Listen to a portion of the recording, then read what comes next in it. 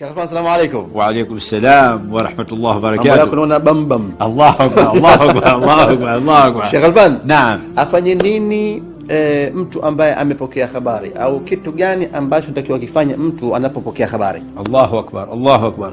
Kwanza kitu cha mwanzo namuomba Allah subhanahu wa ta'ala tupe ikhlas. Amin. Kwenye amali zetu zote ya Rabbil Alamin. Amin. Ama tunajipa wasia sisi vipenzi wawili hapa, Sheikh Rashid na mzee wenu Khalfan al-Adawi na umma bikamiliha. Binadamu awe kama filter. Allahu akbar.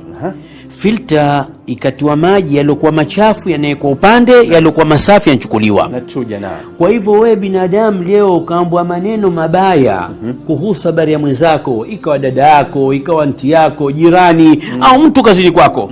Hata yale mambo kama kweli lakini akawatasababisha fitna, basi mwambie yule kwanza alokuambia umtibu. Hauna lazima ya kuyafikisha kwanza. Unamwambia hivi sivyo, si vizuri, kama alivyosema Rasul sallallahu alayhi wasallam ile hadithi ya kustiriana. Vipi anasema ile? Man satara musliman fi dunya satarahu Allah ta'ala fi dunya wal akhirah. Anasema Rasul sallallahu alayhi wasallam, mtu atomstiri aibu zake hapa duniani mwenzake, basi atastiriwa na Allah subhanahu wa ta'ala duniani na akhera.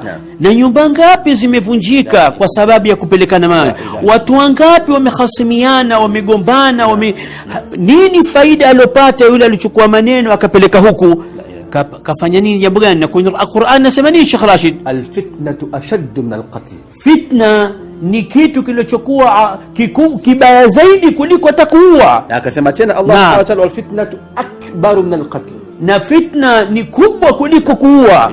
Yote kasema na Allah. Ndugu zangu, tunajipa wasia sisi na nyinyi, tusikae kuvunja nyumba za watu, tusikae kuvunja udugu wa watu, tusikae kuvunja urafiki wa watu, tuwe daiman bardan wa salama. Na mtume Muhammad sallallahu alaihi wasallam, la yadkhulu aljannata qattat, hata ingia peponi anayefitinisha. Allahu akbar.